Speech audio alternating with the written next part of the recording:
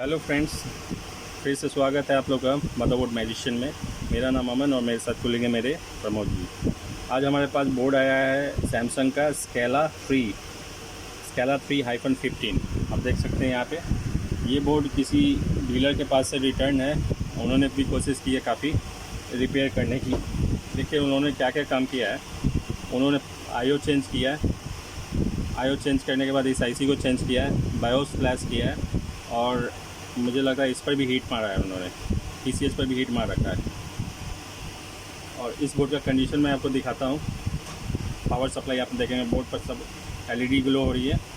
Board on करता हूँ, board on हो गया। देखिए पावर सप्लाई में इसका एम्पियर लोड देखिए 160 मिली एम्पियर मात्र उठ रहा है। 160 मिली एम्पियर उठ रहा है। एटलीस्ट इसमें हम लोग ये कंफर्म कर सकते हैं कि 3 और 5 बन रही है।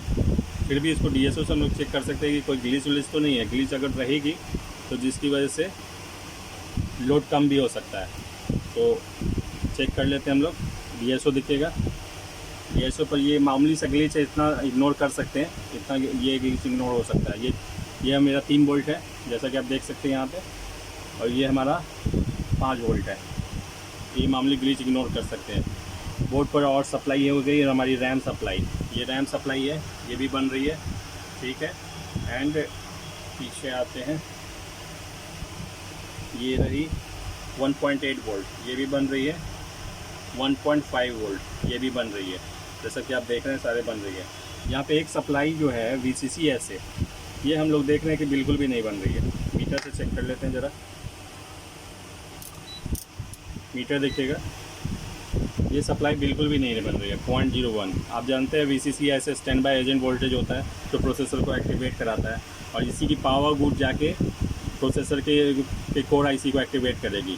तो जब ये एक्टिवेट होगा तभी प्रोसेसर एक्टिवेट होगा, जिसकी वजह से लोड भी बढ़ेगा। तो हम लोग चेक करते हैं इस बारे में। इसमें डीलर ने लगता है ये IC बदला है, फिर भी हम लोग अपने हिसाब से एक बार करते हैं। आइए, इसका डेटा शीट मैंने खोल रखा है। इसकी डेटा शीट पर इसकी इनपुट हम लोग चेक करते हैं। एक तो पहली इनपुट Vin होनी चाहिए जो 3 वोल्ट होनी चाहिए।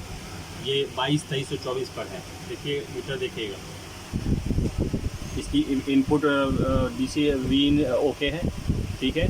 इसके बाद इसकी अगली इनपुट है हो गई इनेबल इसकी 13 नंबर पिन पर है। हम लोग चेक करते हैं 13 नंबर पिन। आप देख सकते हैं इसकी इनेबल भी आ रही है। ये IC 51461 है जो कि हमारे पास अवेलेबल नहीं है, इसलिए IC चेंज करने से अच्छा है कि इसके पहले ये और सारे इनपुट को हम लोग चेक कर लेते हैं। इसकी और सारी इनपुट है, जैसे कि यहाँ पे हम लोग देख सकते हैं कि मोड है जो फ्रीक्वेंसी को सेट करती है। इसमें 2 टाइप की इंटरनल फ्रीक्वेंसी होती है, क्योंकि इस IC में इंटरनल लैचिंग हो रही है। इंटरनल 2 स्विचिंग मॉसफेट लगे हुए हैं। एक 750 किलोहर्ट्ज़ की फ्रीक्वेंसी पर जनरेट करता है, एक 1 मेगाहर्ट्ज़ की फ्रीक्वेंसी पर जनरेट करता है, जो सेट होगा मोड से। इसमें कॉम्पनसेशन सर्किटरी है जो कि एक रेजिस्टेंस और कैपेसिटर के साथ RC सर्किट बनाता है। ये RC सर्किट में जो इसकी रेजिस्टेंस की वैल्यू 1% टॉलरेंस के साथ होती है। अगर इस रेजिस्टेंस की वैल्यू थोड़ी भी शिफ्ट हो गई तो जिसके कारण ये इस IC का जो प्रोग्राम होता है ये चेंज हो जाएगा। तो फिलहाल ये एक इनपुट यहाँ पे हो गई। इसकी V रेफरेंस 2 नंबर पिन पर हम लोग चेक करते हैं V रेफरेंस, क्योंकि V रेफरेंस अगर आउट होगी इससे हम लोग मानेंगे कि IC लगभग सही है। 2 नंबर पर V रेफरेंस देखते हैं। देखिए V रेफ भी नहीं आ रहा है, तो कंक्लूजन अभी 100% कंक्लूजन नहीं निकालेंगे कि IC ख़राब है। हम लोग और इसकी और भी इनपुट है, जैसे यहाँ VID 0 एंड VID 1 है। जो VID सेलेक्ट करती है वोल्टेज आइडेंटिटी जो इनके चार्ट से सिलेक्ट होती है, तो ये दोनों पिन पर अभी 0 दिखा रहा है।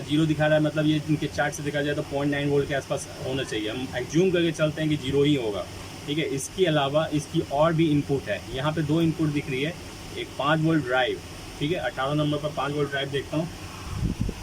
12 से 18, ये देखिए इनपुट में एक 5 वोल्ट ड्राइव जो आ रही है ओके है इसकी। 17 नंबर पर 5 वोल्ट फिल्ट्रेशन ड्राइव भी आनी चाहिए। 17 पर देखता हूँ 5 वोल्ट। इधर देखिएगा 17 पर देखिए 5 वोल्ट ड्राइव 0 आ रही है। मुझे ज़्यादा चांसेस लग रहा है प्रॉब्लम यहीं पे हो सकता है। अब आइए यहाँ पे हम लोग देखते हैं चार्ट में। जब यहाँ पे एक वोल्टेज आ रही है और यहाँ एक ओम का रेजिस्टेंस लगा हुआ है, तो रेजिस्टेंस के दूसरे साइड अवेलेबल वोल्टेज है, बट दूसरे साइड अवेलेबल नहीं है। इसका मतलब ये रेजिस्टेंस ओपन हो सकता है। तो हम लोग इस रेजिस्टेंस को चेक करते हैं, इस रेजिस्टेंस को निकाल के हम लोग चेंज करके देखते हैं। और साथ साथ यहाँ पे एक लगा हुआ कैपेसिटर भी है, मे भी इस कैपेसिटर की वजह से ही ये ओपन हो सकता है, क्योंकि लो वैल्यू रेजिस्टेंस है। और आप जानते हैं कि 1 ओम से 10 ओम के बीच जितना भी रेजिस्टेंस होता है सब फ्यूजुअल रेजिस्टेंस में आता है। तो हम लोग ये दोनों को चेक करते हैं। पहले तो ये कैपेसिटर चेक करेंगे, अगर ये दोनों भी ठीक हुआ तो डेफिनेटली ये आईसी ख़राब है, आईसी को चेंज किया जाएगा। तो इस कैपेसिटर को पहले चेंज करते हैं। ये देखते हैं, इसका बोर्ड भी खोल लेते हैं। ये है C1048, आए हम लोग खोल रखे हैं C1048। ये ठीक इस रेजिस्टेंस के यहाँ नीचे लगी हुई है। देखिए, इसको बजर मोड में डाल दिया हमने और ये रेजिस्टेंस हो गई शायद ये, ठीक है। इसकी इम्पीडेंस देखिए 0.3 दिखा रही है हमें, या तो आईसी नहीं तो ये कैपेसिटर ख़राब हो चुका है। अच्छा, तो इस कैपेसिटर को निकाल के देखते हैं और रेजिस्टेंस को भी निकालेंगे।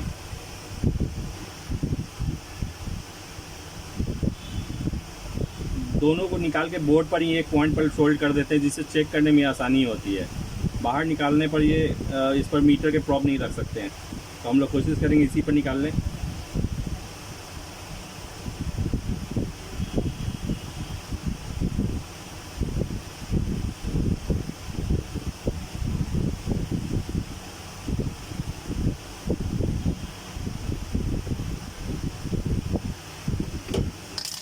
दोनों को अलग कर दिया हमने।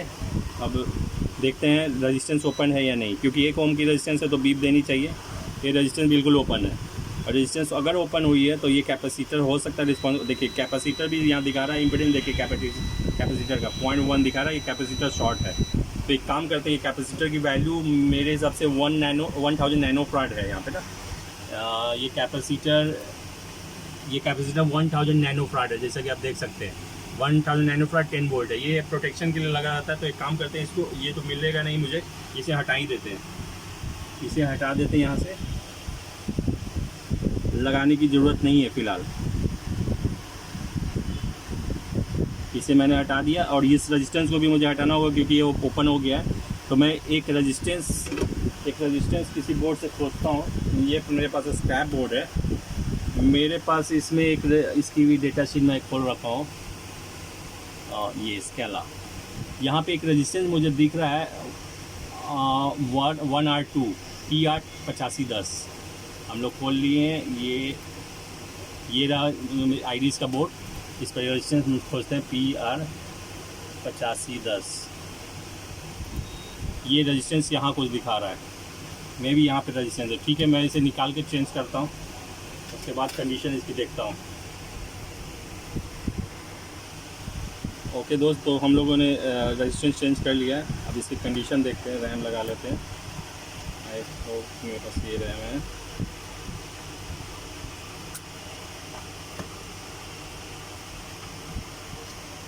एम्पियर देखिएगा,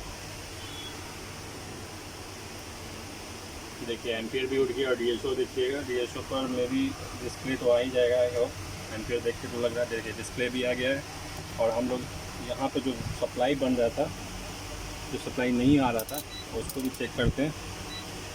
ये रेजिस्टेंस हम लोगों ने यहाँ लगाया, 0 ओम का एक रेजिस्टेंस लगा दिया है यहाँ पे। देखिए सप्लाई भी 5 वोल्ट बन रहा है यहाँ पे। 0 ओम का रेजिस्टेंस लगा दिया, क्योंकि फ्यूजुअल रेजिस्टेंस 1 ओम से 10 ओम के बीच में होता था। वहाँ कुछ भी लगा सकते हैं, काम ज़रूर करेगा। Thank you for watching. और किसी भी टाइप की क्वेरी हो और ट्रेनिंग के लिए मेरे नीचे दिए गए नंबर पर संपर्क कर सकते हैं। और किसी भी टाइप का NR बोर्ड जिसका एटलीस्ट CPU शॉर्ट नहीं है, हम लोग को दीजिए। अगर कोशिश करते हैं हम लोग, भी हो सकता है बन जाए हमारे पास। Thank you.